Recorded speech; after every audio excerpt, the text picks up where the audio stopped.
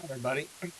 So, before we run into inequalities, what I'd like for you to do, if you go into Canvas, you can click in to the day one. You're going to see a lot of links here and information that's been posted in this day one part of our Unit 13. So, what I want you to do first is, if you look at like the nonlinear inequalities, we have homework and notes and stuff, but it's really just, I don't want you to do these, just want it to be available to us if we need it.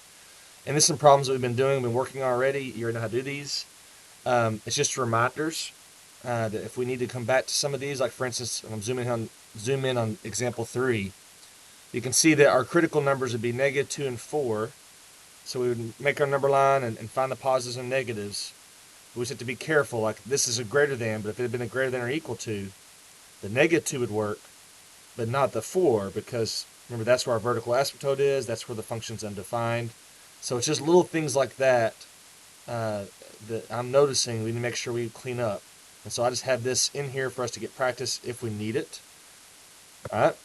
One thing I want you to do before we get going on the notes is in this document, there's a lot of trig equations to solve. Okay, and the key, let me go back real quick. The key is right here below it. But I want you to do trig equations before you start anything today. Number 8. I'm zooming on here and you can even look at it.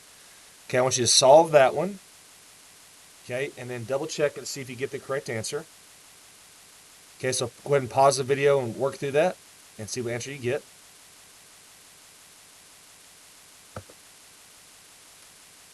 All right, so keep working if you need to. If you're ready, here's the answer.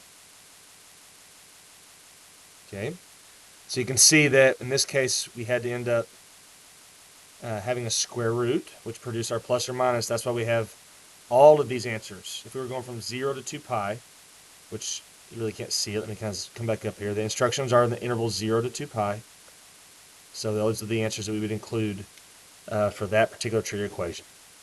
All right, so that's me just kind of making you get warmed up on what we're going to be doing. What we're focusing on today are actually trig inequalities. Okay, so this is where the homework is and it's key. But before I jump into that, okay, here's the notes. I'm not going to do this entire thing. All right, it's here if we need it. I'll post this. It's not there yet, but it will be in Canvas. By the time you're watching this video, it might be there. But there's really 3 different ways I think they might ask this question. And we're just going to go over 3 different methods as far as how to solve these.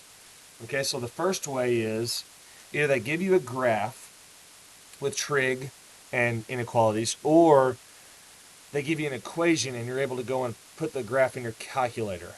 Either way, if we're doing this problem, for instance, the graph of f is defined and it gives us this interval, negative 2 pi to 2 pi. All right. What are all the values for which our function is, in this case, less than or equal to 0? Okay, so less than or equal to 0.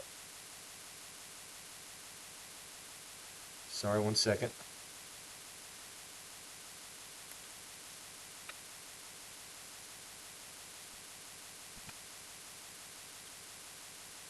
Having some technology issues, so we can get cleaned up. One more time. There we go. All right, so less than or equal to 0 would be everything that's below our x-axis. So since it's equal to, we're actually going to include all these points along the x-axis, including this negative 2 pi. So all those points are included in the answers. And all of these, I'm going to highlight it. This is everything that's below the x-axis. These intervals, and since it's equal to, once again, we're going to be including those values where it's hitting the x-axis. And we don't want to forget about this negative 2 pi over here. So our answer, in terms of space, would be like negative 2 pi union, what is that? Negative pi, inclusive, all the way to 0, union pi to 2 pi.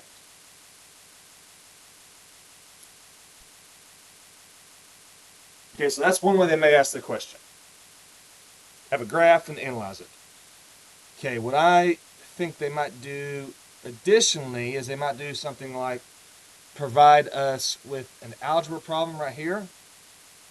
Okay, here's sine root 2 over 2 is greater than or equal to root 2 over 2, and they don't give us a a graph, they just give us the equation.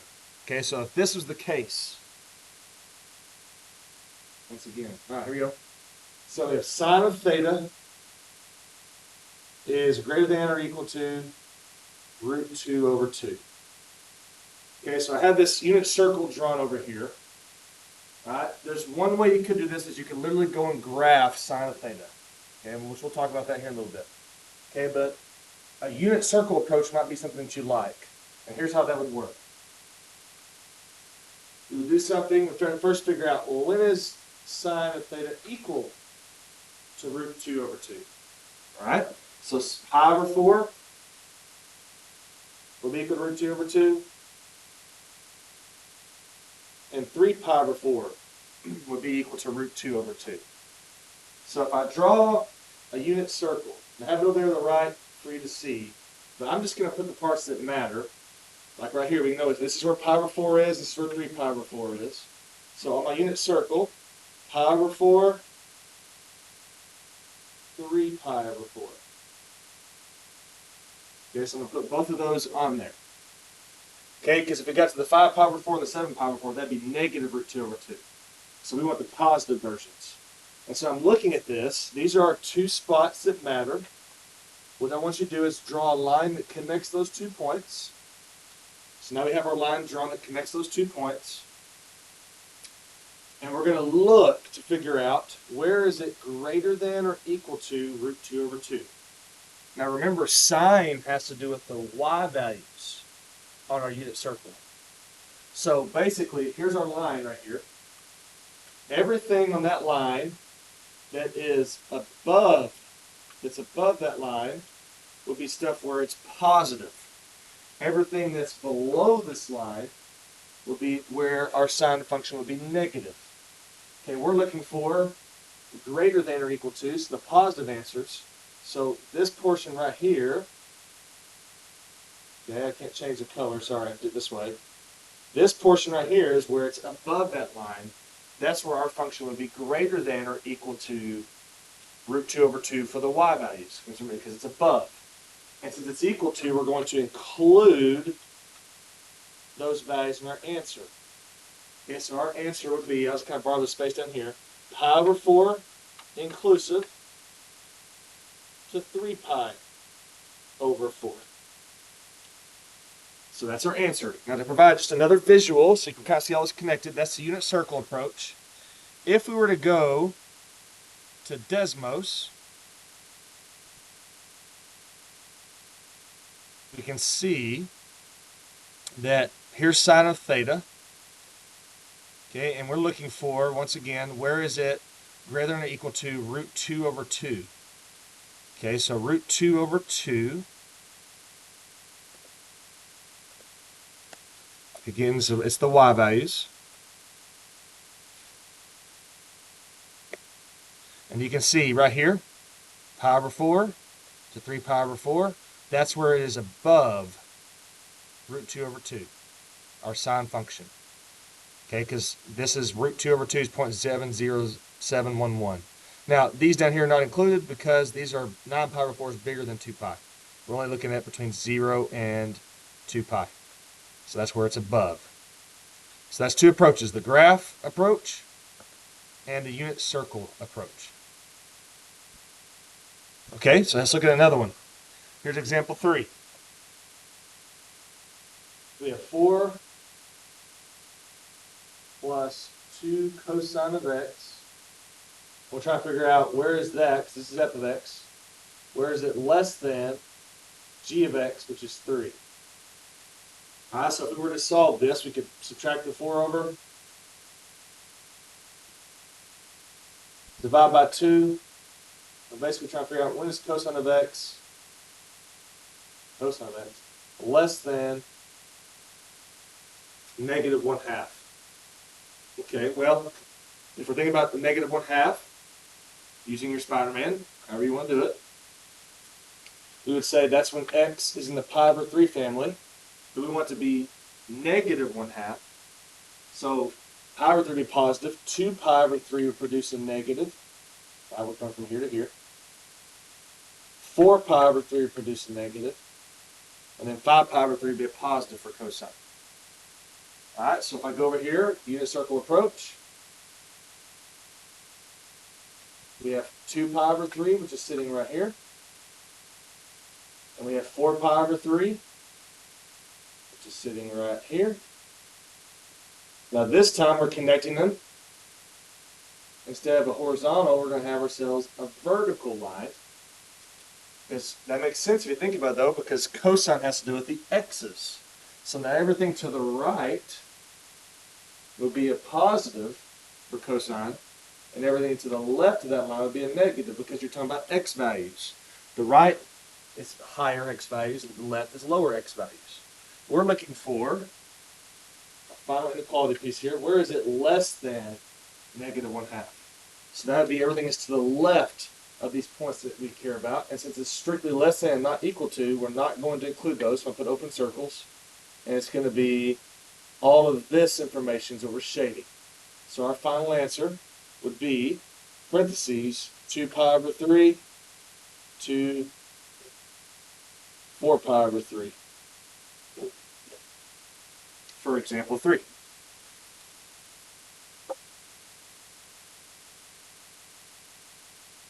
Okay, so look at example 4 now. So now we have h of x, which is 3 cosine of x. And we're saying when is h of x greater than k of x, root 3 plus cosine of x. So we're going to do this again. I would take cosine of x on the right over here, subtract it to the left side. So you have 3 cosine of x minus 1 cosine of x would be 2 cosine of x, greater than the square root of 3. We can then divide by 2. So we have cosine of x greater than root 3 over 2. Okay, I'm just going to kind of borrow this space down here. That's figuring out when is x equal to the cosine equal to root 3 over 2. Well, that would be the pi over 6 family.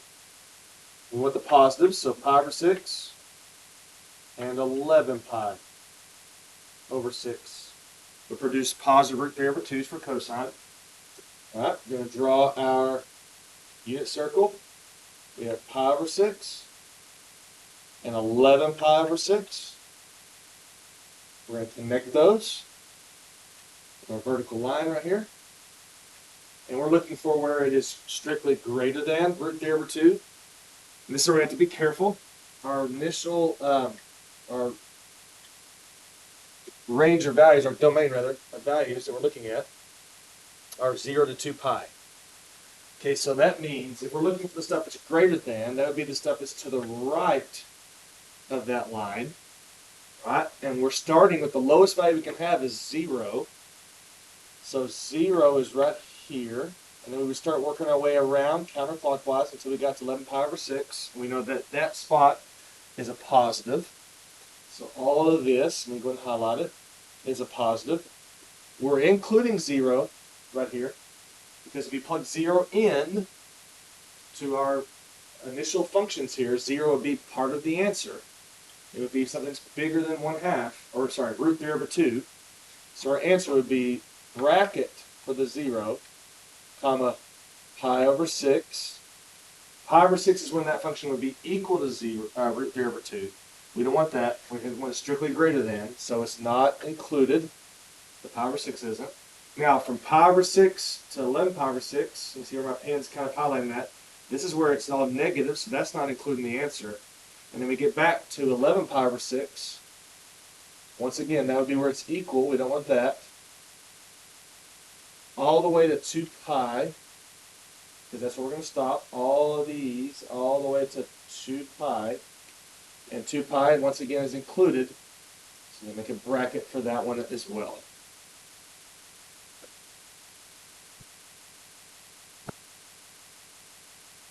So the last type of problem I want to talk to you guys about are if you had transformations or multiple functions kind of going on at once. I've given you some methods. You can graph it, you can use a unit circle, but we can also go back to what we've done in the past, and that's using like our number lines. So we're going to look at example 5. I've just gone ahead and written it on my next page here just to kind of keep it where we can see a lot better. So we're going to work this one out. So once again, between 0 and 2 pi for our answer, for our theta values. So if you go back to what we've done in the past, and we're trying to figure out inequalities, right? And if they're positive, negative, the intervals and all that kind of stuff. The first thing we're going to do is we're going to get it where zero's on one side. Get everything to one side of the inequality, preferably the left. We have that taken care of here. The next thing we want to do is figure out our critical numbers. When is that inequality equal to 0 or undefined? So I'm going to take our function 2 sine squared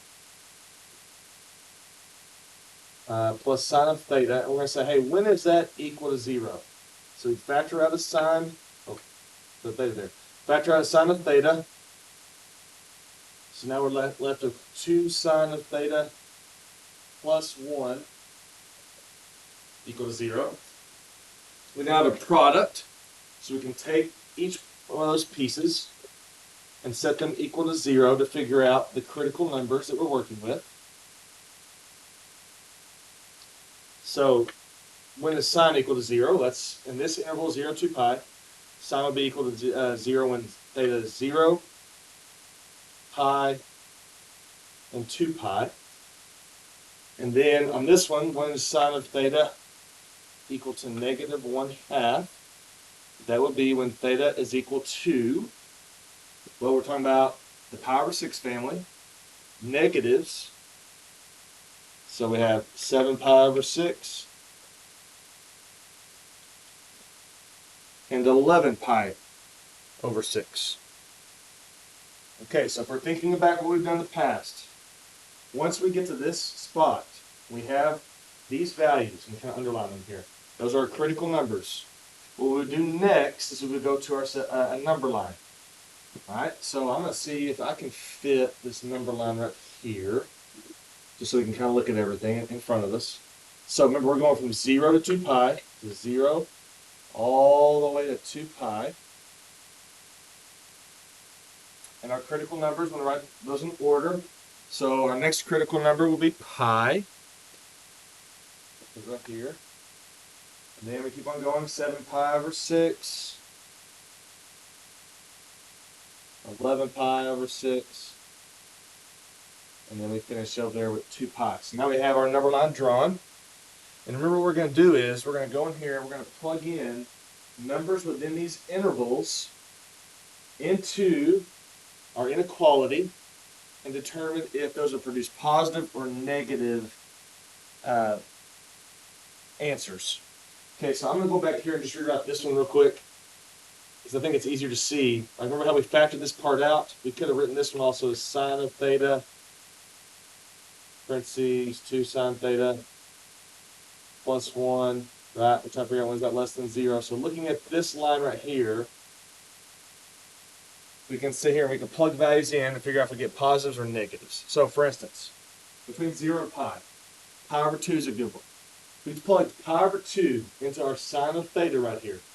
Sine of pi over 2 is 1, so that'd be a positive number. So it's just like we've done in the past, the exact same thing we've always done with inequalities. Now we're going to plug in pi over 2 to the second quantity, the 2 sine of theta plus 1, just like we've always done in the past. When you plug into that one, you have 2 times sine of pi over 2, which would be 2 times 1, which is 2. Add 1, you get 3. What we're concerned about is that the sign of it, positive or negative. And if we're multiplying those two quantities, right, multiplying them, we're going to end up with a positive. So it's the exact same steps we did in the past. And what we do is we just keep on working our way through, plugging numbers within those intervals and checking them. Now, they're not too bad. What I want you to do is kind of pause the video at this moment, see how many of those you can do. Okay, I claim one of those intervals is pretty quick. And there's another two that are a little bit weird. But pause it for a second, see how far you can get. Alright, so if you're coming back now, we would then go through all these and we'd look. When I split up and did class, everybody got that was a negative and negative, so that made that a positive. It was those other two intervals that kept on throwing people off as far as how to handle them. Alright, so it's hard to find a value between pi and 7 pi over 6. That's not something we typically do. All right, that would involve using some identities and all that kind of stuff, but you don't have to do it that way. If you want, I think I have one more space down here. Go back to that unit circle approach. So our values that are important, remember, were the 7 pi over 6 to 11 pi over 6. And within this interval, okay, we had like the pi, the 0, the 2 pi. So if I were to draw in, first thing, let's see if I can make this where it'll change colors.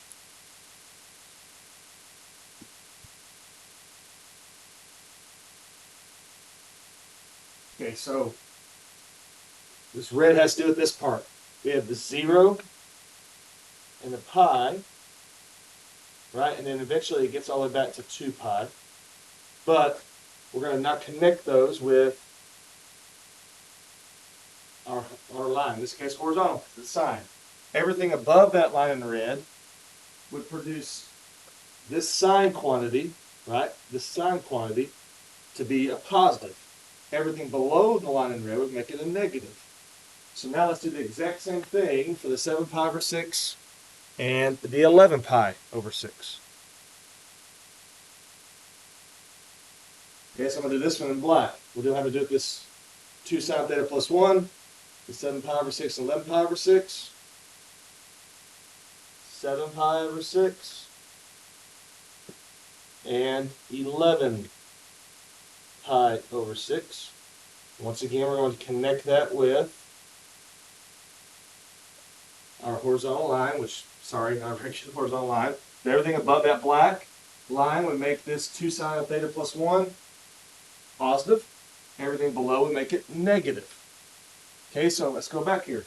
Between pi and 7 pi over 6, here's that interval right here, pi and 7 pi over 6. That spot,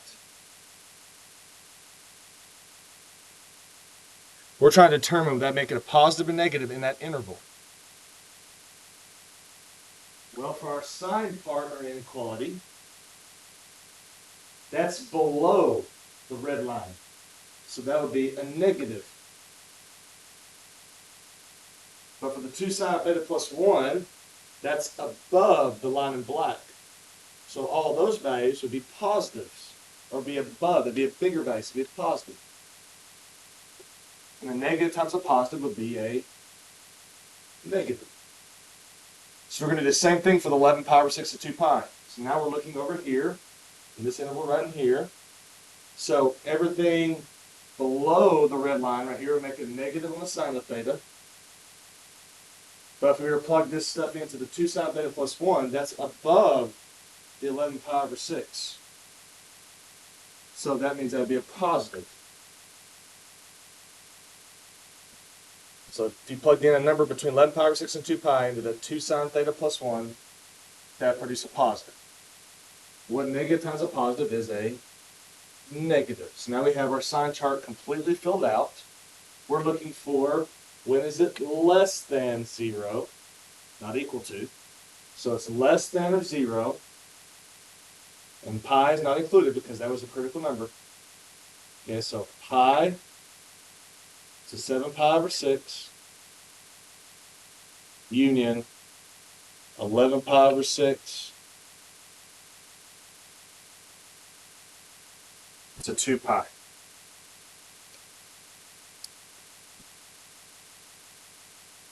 And these really take a lot of practice. I have a lot of stuff written up here. It's going through step by step. There's a lot of things that you're looking at. But really I want you to have that knowledge be very fluent. Can I go back from an equation to a unit circle to the actual graph? Can I plug numbers in and evaluate? There's a lot of strategies here. But connecting all those ideas is the best way to kind of attack these. And you can watch me do a bunch of these problems, and it's going to help, but you really need to dive into them. And then I can answer questions, obviously, when I return to kind of clarify some things. It may seem a little bit weird at first, but I promise you'll get really good at it, just with some practice. Let me show you one thing real quick as far as the graph of this. So if you were to actually go back to our original problem right here, right, and we're to graph the 2 sine squared plus sine theta and try to figure out where it's less than 0. Well, here's the graph of that function. And you can see this is where it's below the x-axis. So at pi and 7 pi over 6, 11 pi over 6, and 2 pi, which is literally the answer that we got right here. So if this was a problem that was given to you with a calculator on an exam, you could actually just go graph the function and then just figure out where those zeros happen and where is it below the x-axis. I just want to make sure we're prepared. If it's not a calculator, how will we attack those problems and still be able to answer them? I'm going to leave the other one blank. That's an extra practice. Right here for you. Go down here. Example 6. It's just basically the same thing, going through those steps. But when I return, I'll give you some more pointers, and I can answer questions, of course. So I want you to do now is go back to Canvas, and you can see right here, Trig Inequalities Homework. If you click into the Trig Inequalities Homework, there's this handout, looks like this. Do this on your own paper, please. It's only 10 problems. Some of them are pretty quick. Some of them are kind of like our middle problems, and then here towards the end, we start finally having some of those last ones we did, where there's a product, and making a sign chart is definitely the best way to kind of attack those. Complete those, please, and then I'll answer questions and get back. Have a great day, guys. Oh, and stay out of the trees.